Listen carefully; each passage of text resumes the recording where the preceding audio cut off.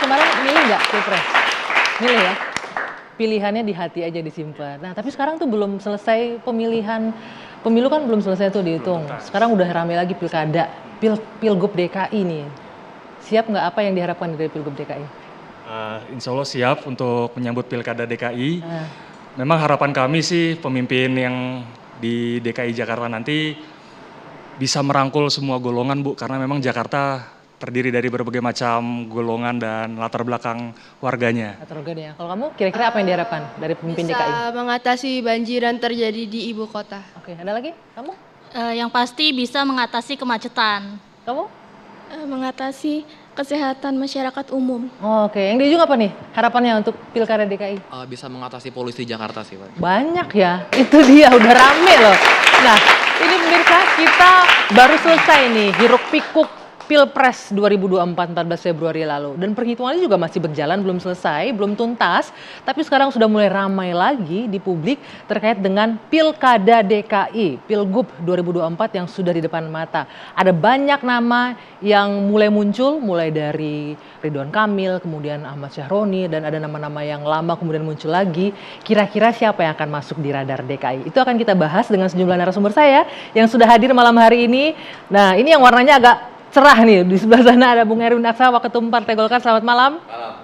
Dan juga ada Sekjen Partai Nasdem, Bang Hermawi Taslim, selamat malam. Malam. Oke, kemudian ada Adi Prayitno, pengamat politik, selamat malam. Selamat malam, Anggi, selamat malam semuanya. Selamat malam. Bung Panggi, selamat malam. Ini semuanya seragam nih, biru-biru semua.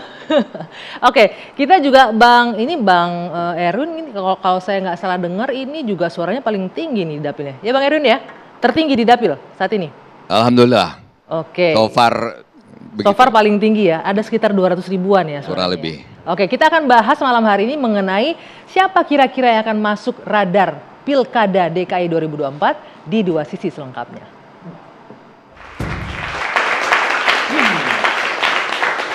Kalau kita lihat bapak-bapak itu yang wajah-wajah yang baru kan ada Ridwan Kamil gitu ya, ada Ahmad Syahroni, tapi ada juga nih stok lama, barang lama muncul, ada wajahnya Ahok, kemudian ada wajahnya Pak Anies juga muncul kembali. Kita akan bahas malam hari ini. Saya mungkin akan tampilkan kembali ya sebelum kita mulai diskusi nama-nama yang sudah mulai berseliweran ini untuk digadang-gadang maju sebagai calon gubernur DKI Jakarta. Kita lihat yang pertama. Ridwan Kamil, ini kita lihat rekam jejaknya jelas di Wali Kota Bandung, kemudian Gubernur Jawa Barat untuk periode 2018-2023 dan juga Wakil Ketua Umum Bidang Penggalangan Pemilih Partai Golkar. Oke, selanjutnya ada nama Ahmad Zaki, ini dari satu partai yang sama nih ya. Ahmad Zaki, anggota Komisi 1 DPR RI, fraksi Golkar 2009-2013 dan Bupati Tangerang 2013-2023. Ahmad lagi nih, tapi yang ini Ahmad Syahroni, Wakil Ketua Komisi 3 DPR RI dari fraksi Nasdem 2019 sampai sekarang nih 2024. Kemudian juga ada wah, ini nih Sri Kandinya nih, perempuan. Tri Risma Harini, Wali Kota Surabaya 2010-2020 dan Menteri Sosial RI. Sampai sekarang nih masih Mensos. Ini disebut-sebut juga nih namanya nih. Muncul lagi nih Basuki Cahayapurnama. Kita lihat panjang juga nih rekam jejaknya. Terakhir di Komisaris Utama Pertamina, Gubernur DKI 2014-2017, Wagub DKI 2012-2014, dan anggota DPR RI fraksi Partai Golkar 2009-2014. Poinnya memang ada beberapa nama yang muncul mulai ramai untuk masuk di radar Pilkada DKI ini. Saya akan langsung nanya dulu nih ke Bang Erwin nih terlebih dahulu. Ya. Karena nama kader di partai Anda juga cukup banyak yang beredarnya. Ada Ridwan Kamil, ada Ahmad Zaki. Jadi sebenarnya Golkar kira-kira akan memberikan referensinya ke siapa nih untuk yang maju sebagai cagup? Pertama saya boleh digunakan mic-nya? Maaf. Pertama saya ingin menyampaikan bahwa di Jakarta ini untuk Pilgub tidak ada satupun partai yang bisa mencalonkan sendiri. Jadi dibutuhkan koalisi di antara partai ya. Jadi saya kira yang tertinggi adalah PKS, PDIP, Golkar sendiri naik kursinya, alhamdulillah. Jadi Alhamdulillah ini berkat Anda juga nih, karena suaranya paling gede juga di dapilnya. jadi ya bersyukur Golkar juga naik kursinya di di Jakarta ya, dan saya melihat bahwa butuh koalisi untuk mengusung calon gubernur DKI ke depan. Jadi tidak ada satupun partai yang bisa mengusung calonnya sendiri di DKI kali ini. Dan memang benar apa yang dikatakan Pak Erlangga tadi, bahwa Partai Golkar waktu sebelum pemilu memberikan beberapa rekomendasi kepada beberapa calon kepala daerah yang akan datang ini untuk bekerja untuk pileg dulu. Jadi bekerja untuk pileg, termasuk Ridwan Kamil dan Ahmad Zaki diberikan rekomendasi buat DKI, dan kalau Pak Ridwan Kamil 2 malah rekomendasinya buat DKI dan Jawa Barat. Oh gitu, untuk 2. 2. Tapi kalau kita lihat ini kan balihonya di jalan udah mulai banyak nih, dari Bandung untuk Jakarta, ada lagi dekat aja. dari Jawa Barat dari Jawa Barat ke DKI tinggal nyebrang aja Bekasi. tinggal naik bus sebentar ya. Tinggal bus nyampe. 30 menit langsung nyampe. Nah, tadi kan udah disebutkan memang tidak bisa sendiri, harus berkoalisi ya. Sebelum kita jauh bicara ke koalisi partai, tapi pasti dong kader-kader tadi yang dibilang berkontribusi di pileg. Anda juga berkontribusi di pileg, jangan-jangan juga masuk nama yang direkomendasi juga, enggak? Saya nggak diberikan rekomendasi, saya maju di caleg kemarin, maju di Dapil 3 Jakarta Barat Utara Pulau Seribu. Alhamdulillah Golkar mendapatkan 1 kursi hari ini, mudah-mudahan bisa 2 kursi Golkar, dan kita bersyukur karena Golkar bisa meraih pencapaian yang terbaik sejak pemilu 2004 kali ini. Jadi bagi Golkar kita harus berdiskusi dengan partai-partai pengusung kemarin, dan juga mungkin partai-partai yang memiliki potensi diajak bergabung dalam koalisi untuk Pilgub ke depan.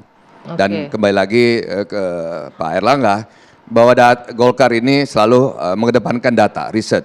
Jadi riset itu merupakan kunci daripada Partai Golkar. Partai Golkar tidak hanya mengusung seseorang, tetapi kita melihat riset, dan kita melihat bahwa calon yang akan diusung ini betul-betul memiliki kapasitas. Dari 2, kalau based on riset dari Ridwan Kamil dan Ahmad Zaki siapa? Kalau dari semua riset kan kita melihat bahwa yang sangat populer Ridwan Kamil. Dari kapasitas? Dari kapasitas beliau mantan gubernur Jawa Barat. Jadi beliau punya 2 pilihan, maju di Jawa Barat atau maju di DKI. Jadi saya kira bagi Golkar kita juga punya strategi. Jawa Barat juga penting buat bagi Partai Golkar ya. Jawa Barat penting karena provinsi terbesar di Indonesia. Jakarta juga penting buat Partai Golkar karena epicentrum ekonomi ada di Jakarta. Epicentrum untuk mengarah ke RI 1 juga di Jakarta kan sebenarnya kalau kita bicara itu. Saya ke Bang Taslim. Bang Taslim, kalau Golkar tadi punya 2 kandidat yang digadang-gadang diberikan rekomendasi, ini katanya dari Nasdem ada anak Priok nih yang akan maju untuk memimpin DKI, atau ada nama lain yang direkomendasikan? Ya, jadi kalau Nasdem terus terang sampai sekarang belum serius menyentuh pilkada. Kita baru dengan seksama memperhatikan pergerakan suara di rekapitulasi manual. Sampai malam ini 01, kalau kita bicara tentang koalisi 01 itu PKS kelihatannya akan jadi pemenang pemilu 17 kursi. Nasdem 10 mungkin sama dengan Bung Erwin.